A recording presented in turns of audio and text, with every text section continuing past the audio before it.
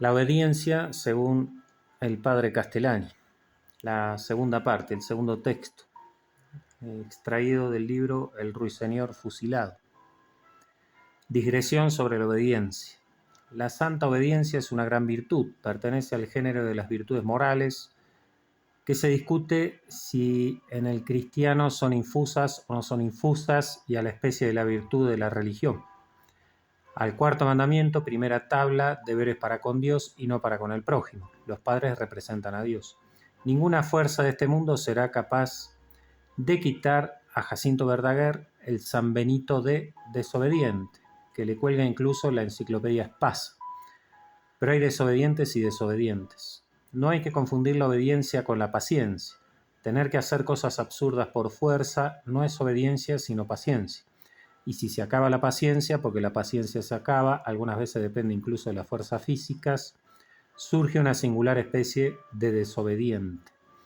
De la santa obediencia, del poder de hacerse obedecer, se puede abusar como de cualquier otra cosa. Si no existieran hoy día abusos, no solamente históricos como nos consta, sino también teóricos de la santa obediencia, no nos meteríamos en este espinoso tema. Calla, calla, tapa, tapa. Hay tiempos de callar y tiempos de hablar. O somos o no somos teólogos, periodistas. Es conocida y famosa en la literatura ascética la Carta de la Obediencia de San Ignacio de Loyola. Es una especie de tratadito apologético de esta virtud a los estudiantes jesuitas de Coimbra, impregnada de una vehemente exhortación. Escrita por Luis de Polanco, género retórico, sin errores teológicos, por supuesto, pero sin la teología completa de esta virtud, la cual no era su fin, desde luego. No es un escrito científico, sino oratorio exhortatorio. Con ejemplos, ponderaciones y discursos, trata de la excelencia de esta virtud, a la cual llama ciega y da medios para practicarla. No está aquí la decantada frase perinde ac cadáver, aunque sí la comparación con el bastón del hombre viejo, de tanta mente. Dice que la obediencia es una virtud que trae consigo a las otras, las imprime y las conserva, que el que la posee a la perfección está en estado de perfección evangélica, que se apoya en la virtud teologal de la fe y se le parece.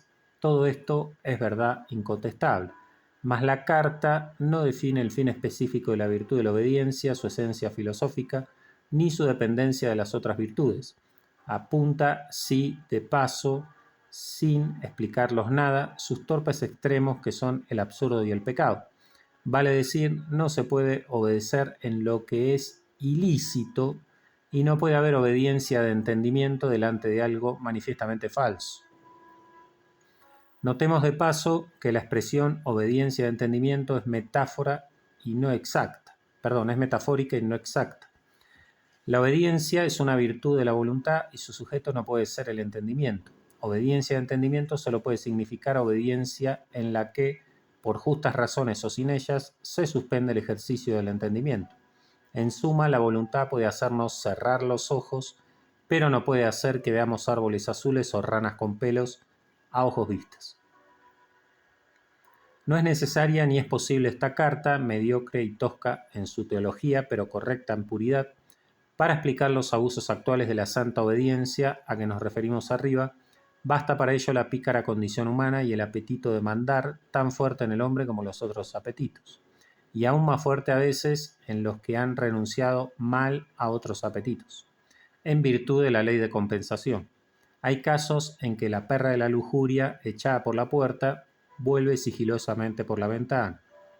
El abuso no procede de aquí, como estiman Chesterfield, Huxley y otros muchos, pero es posible que el abuso, una vez existente, haya encontrado punto de apoyo en la unilateralidad del documento, en su incompletud teológica, su exageración ecomiástica y sus ejemplos simplistas, que, si no son tomados cum mica salis, pueden hacer concluir erróneamente.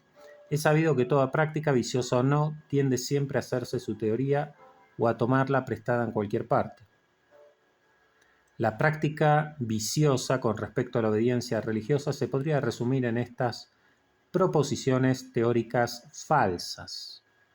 La obediencia es la principal de las virtudes. La obediencia suple a las otras virtudes. La obediencia suple, por ende, a la conciencia. Se puede abandonar la propia conciencia y es fácil, cómodo y seguro en manos ajenas. Esto es falso y llevaría a una monstruosidad, a la destrucción de la espontaneidad vital del hombre y por tanto de toda moral, y a la sustitución por lo jurídico y lo mecánico de la vida interior propia del cristianismo. Cristo liberó la conciencia humana del yugo insoportable de la religión exterior y formalista del fariseo. Nos liberó de la ley, como repite hasta el cansancio San Pablo. Santo Tomás advierte, y es obvio, que el hombre está obligado a consultar su conducta con su propia razón, pues no será por la conciencia de otro que será juzgado por Dios, sino por la propia. Abandonar y suprimir el ejercicio de la propia razón en cuanto a lo más importante de la vida, la propia conducta moral, sería una mutilación y un crimen, lo mismo que sacarse los ojos, si es que fuera posible físicamente extirpar la propia conciencia del todo.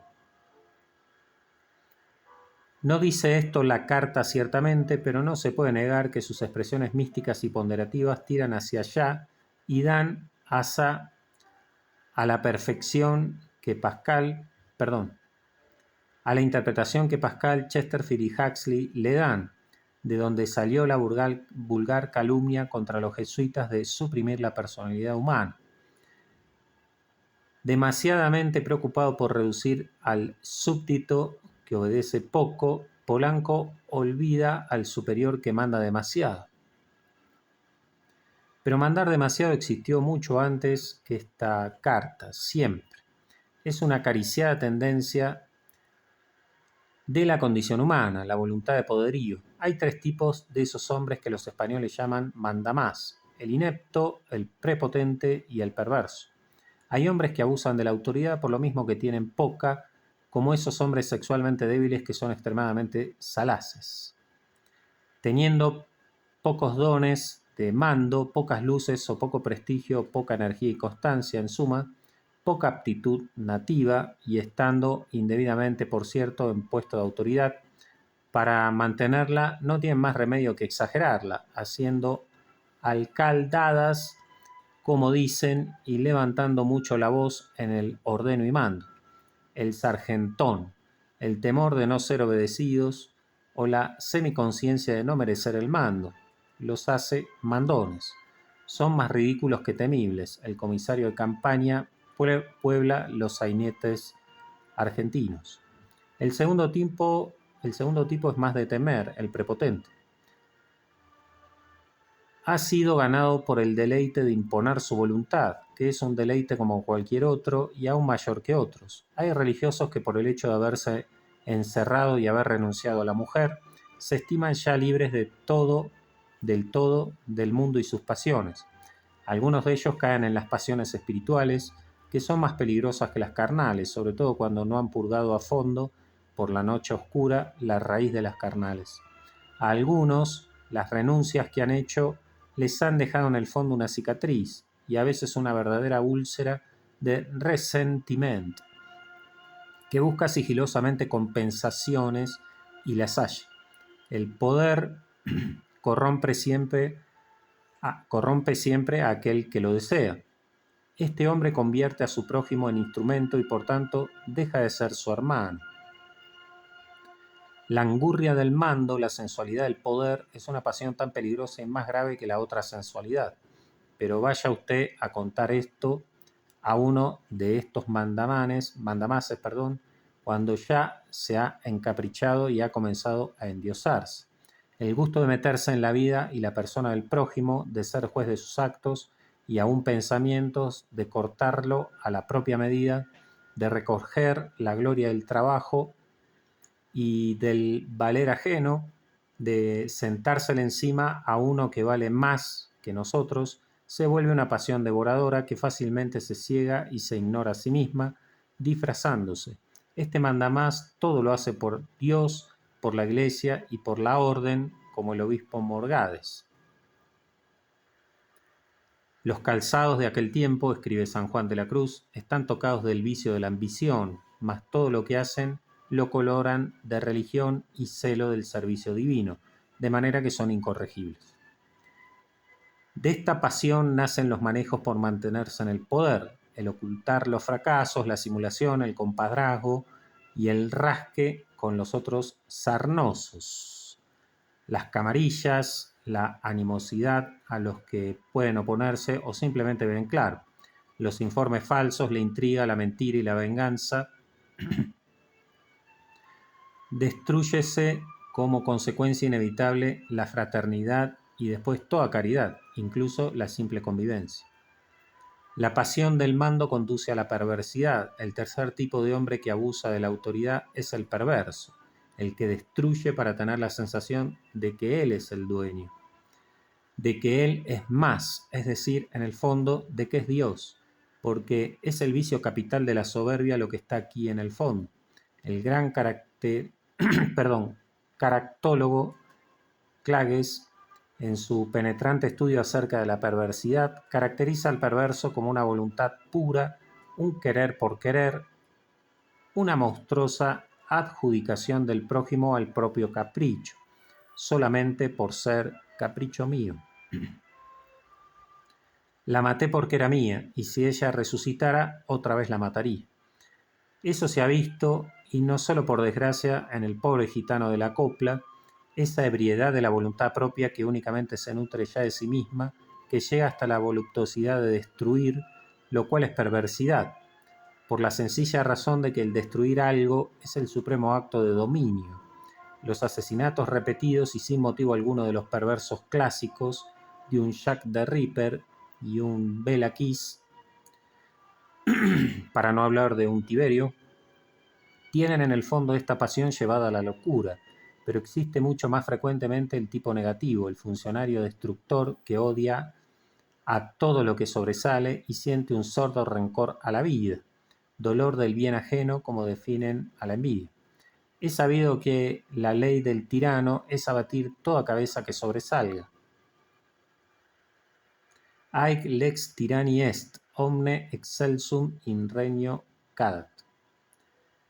La envidia es la roña de los claustros, dijo Unamuno, mas cuando la envidia existe en los claustros, sobre todo esa envidia general del Lebenracher, que dice el alemán, es mucho peor que una roña. Afortunadamente no existe, sino por excepción, según creemos. Bastan estas ligeras indicaciones acerca de los tres tipos de mandamás, el sargentón, el prepotente y el tirano, para comprender lo que vuelve a la santa obediencia una cosa non sancta y la destrona de su categoría de virtud y de perfección humana, convirtiéndola en un instrumento, que puede llegar a ser instrumento de muerte. La pobre carta de la obediencia, como dijimos, no puede haber sido causa de una desviación tan grande, carece de toda proporción con ella, sería un absurdo manifiesto creerlo. Más bien, es plausible que haya sido ella misma un efecto del entronizamiento en Occidente del hombre prometeico sobre el hombre ioáneo, Y-O-A-N-N-E-O,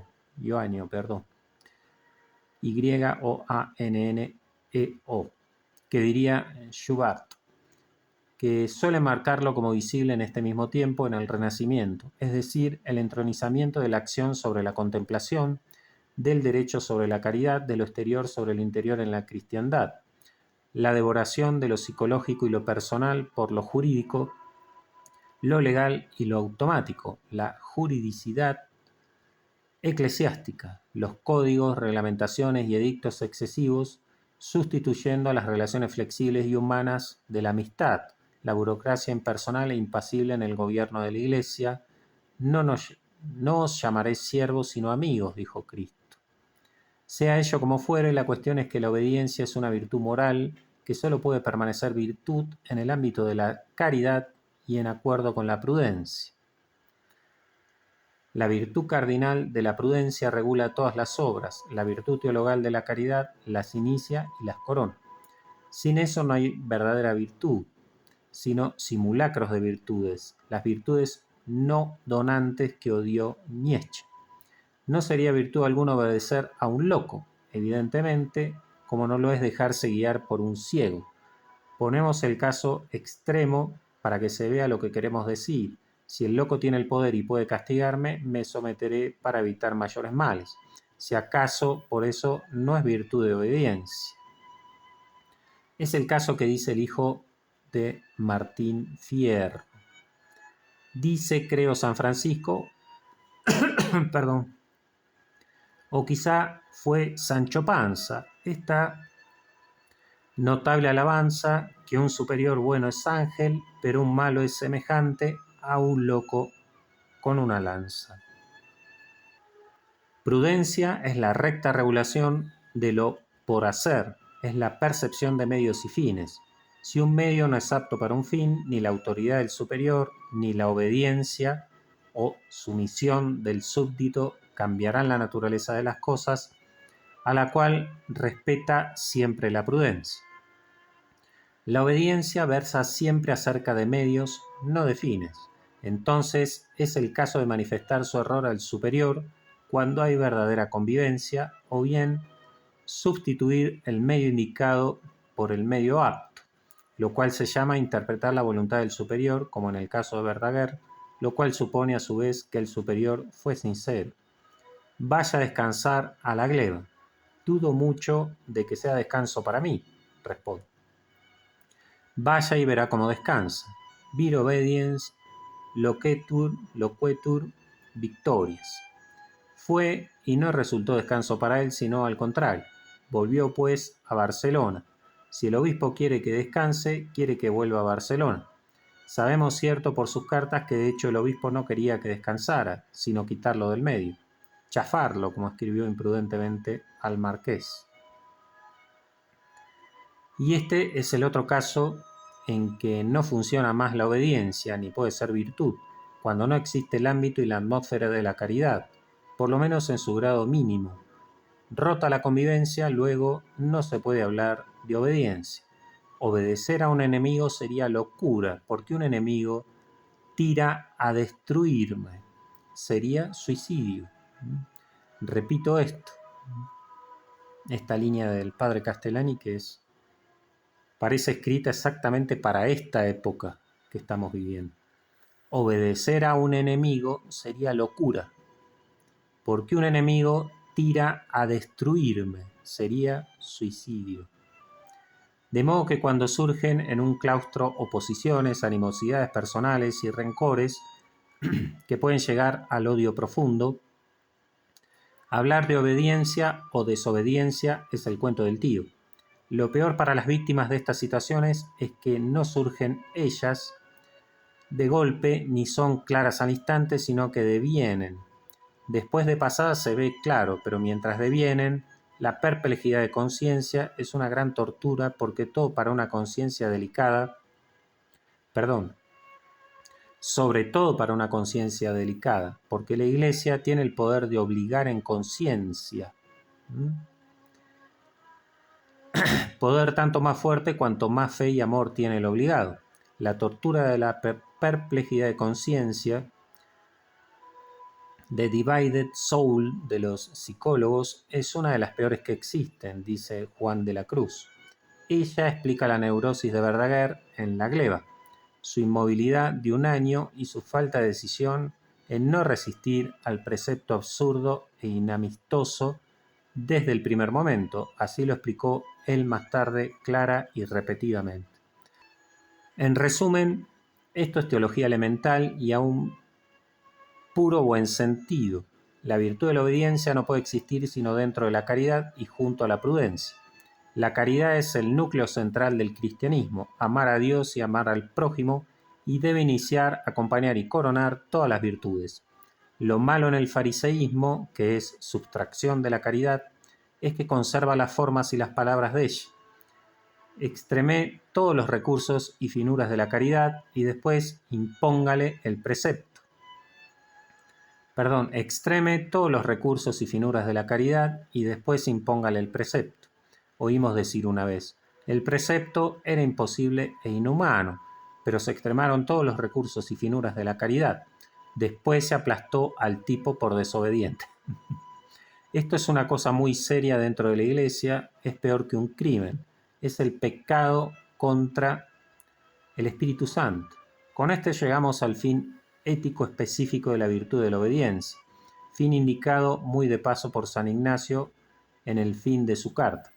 El fin de la obediencia es ordenar lo inferior a lo superior, de modo que así lo inferior participe de la excelencia y bienes de lo superior en cuanto cabe, y así ascienda en perfección humana y la virtud de lo más alto pueda bajar como por un canal a los últimos meandros de lo de abajo, en función unitiva que es lo propio de la caridad.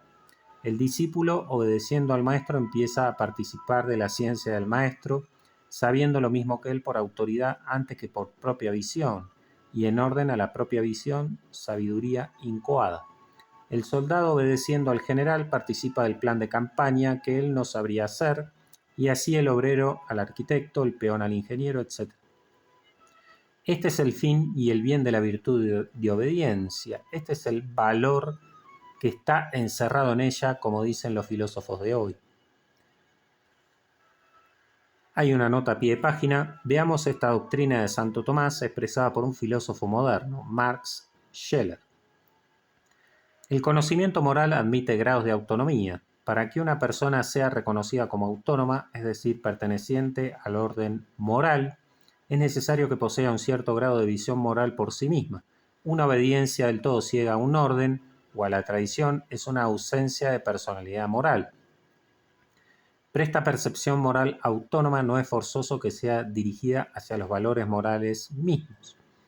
Basta que sea la percepción moral de la calidad superior de aquel que ordena, por ejemplo, de la Iglesia y de su clero, o de un jefe como de quien tiene una visión más adecuada de los valores.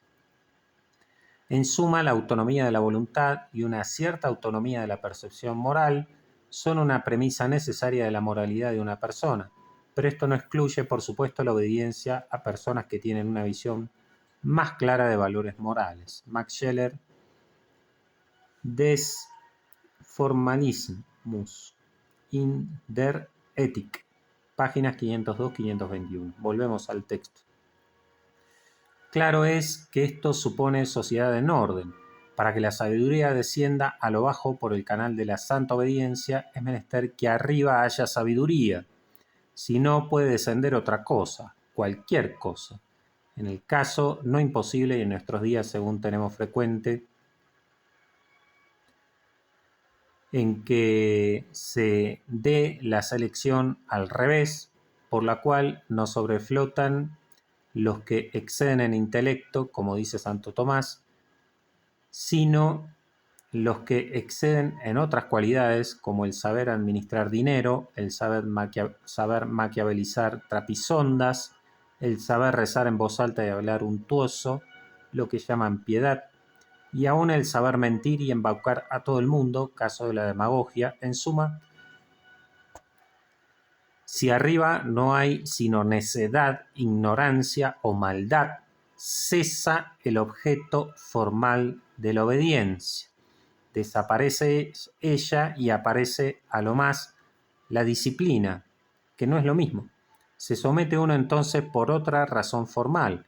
La disciplina no pertenece a la virtud de la religión, sino al grupo de la paciencia o la templanza. No es el caso entonces de asimilarla a la fe y de exhortar al hombre disciplinado a cerrar los ojos. Al contrario, conviene que los tenga bien abiertos. Cuando existe la obediencia verdadera en su propio clima y condiciones, entonces cerrar los ojos, es decir, cumplir sin pedir razones ni pensar en ellas, es lo más razonable que hay. Como que es sujetar una razón débil a otra más fuerte, perfeccionándola con eso. Se hace sin ver en orden a ver lo que antes de hacer no se podía ver. La obediencia, en suma, es un medio de ensamblar las piezas complementarias en la inmensa diferenciación humana y de obtener el bien de la cooperación, en orden al bien aún mayor de la coalescencia o comunión. es un requisito para que lo bajo pueda gozar de las excelencias de lo alto y todo sea de todos, según el sacro ideal de la caridad. Teología elemental o simple buen sentido hemos llamado a esto, no por elemental menos necesaria en nuestros hechiceros días. Curioso el término que usa acá Castellani, hechiceros días, porque el hechizo precisamente nubla la razón, sustrae la razón, la capacidad de razonar. El ideal de la caridad es la comunión o unión de las almas. Jamás ha sido ni puede ser una trapisonda para que lo bajo domine a lo alto. El que no sabe guíe al que sabe, se cierren los ojos a la realidad, se destruya la espontaneidad vital, se mutile la persona humana, se resigne la luz de la conciencia o se convierta al hombre en pieza inanimada de una monstruosa máquina. Imagen de León XIV saludando y la gente volviéndose loca. Eso no es perfección ni cuernos. Ante esa pretensión, así sea subconsciente o simplemente incoada, la rebelión es permitida y a veces obligatoria. La rebelión es permitida y a veces obligatoria. Cristo dio el ejemplo, San Ignacio dio el ejemplo, y creo que también el llamado Santo de la Espada dio el ejemplo una vez, según dicen. El Santo de la Espada es la referencia al general San Martín. Apresurémonos a decir que estos estados aberrantes son excepcionales en la Iglesia, al menos así lo esperamos. Escribir sobre las excepciones es odioso. Dichosos los que en este mundo tienen la misión de escribir acerca de las reglas y no de las excepciones. Los que escriben acerca de las excepciones son seres pálidos y flacos, de poco comer y mal dormir, que a veces ni siquiera son ellos excepcionales. Pero puestos a escribir sobre Verdaguer, el desobediente, no había más remedio que apechugar. Verdaguer fue un caso excepcional. De lo poco que sabemos de la historia de España, conocemos solamente 6 casos consímiles: Carranza, Mariana, Gracián, Lacunza, Verdaguer y Luis Coloma. Son los casos resonantes. Pero, ¿y los humildes y escondidos?